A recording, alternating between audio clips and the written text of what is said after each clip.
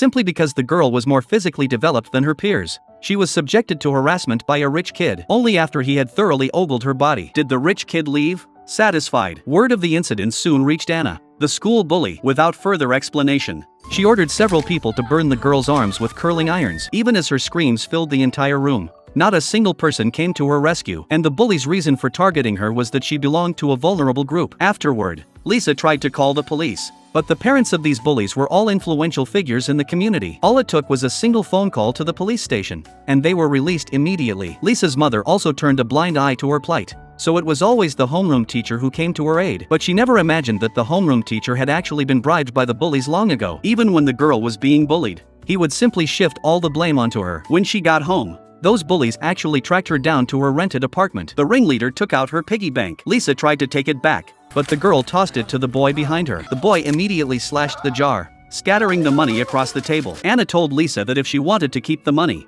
she'd have to perform a striptease while they drank. Seeing that Lisa refused, the girl pointed to the electric iron on the floor. The others all lit up with excitement upon hearing this. Looking at their expressions, Lisa sensed what fate awaited her. Soon after, her screams echoed through the rental apartment. The next day, she went to the school infirmary, but a sign there read that the school nurse had resigned. It turned out that just yesterday, Lisa, who had been scalded, had asked for a bottle of hydrogen peroxide, but the nurse immediately noticed the bloodstains on her school uniform. When Lisa rolled up her sleeve, the nurse was stunned on the spot. Furious, she demanded to know who the bullies were. The very next second, Anna emerged from behind the curtain and brazenly admitted that she was the bully. Unexpectedly, the school nurse was fired the very next day. That night, Lisa went alone to the rooftop, where snow was falling heavily, intending to jump off and find permanent relief, but she still didn't have the courage. Just then, snowflakes landed on her wound, and she discovered a faint sense of comfort. The wound, which had been unbearably itchy, no longer stung so badly, so she frantically rubbed the snow into her wounds,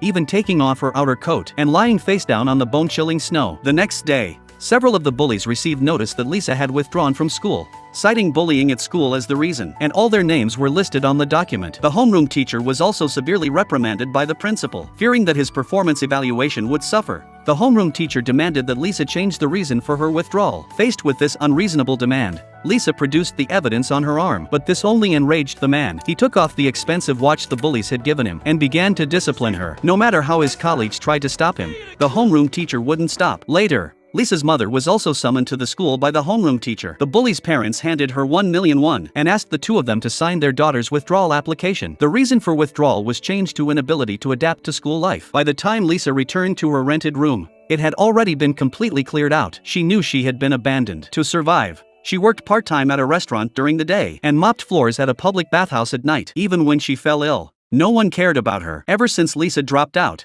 they had found a new target for bullying. The target was also from a vulnerable group, someone with neither money nor influence. Just then, Lisa walked in through the front door, but this time, there was no longer any fear of the bullies in her eyes. She then revealed that Anna's dream was to grow up to be a devoted wife and mother. She went on to tell the others. Ella wants to paint and become an artist. David will inherit his family's golf course. Lucy wants to be a flight attendant. At that moment, Anna declared that while she was still young and beautiful, she would find a well-off man to marry, then get a respectable job, and finally have 1 or 2 children. Her words provided Lisa with the opportunity to seek revenge on her later on. From then on, an 18-year-long plan for revenge began to unfold. After leaving school, Lisa worked at a factory during the day and read and studied at night. This routine continued for 2 years. Lisa finally gained admission to college. Her goal in going to college was to become a teacher, because Anna had said she wanted to have children. Years later, Anna fulfilled her dream. She married a wealthy man, secured a respectable job, and even had a daughter. Meanwhile, Lisa was hiding in a dimly lit room, its walls covered with photos of those who had once bullied her. From that moment on,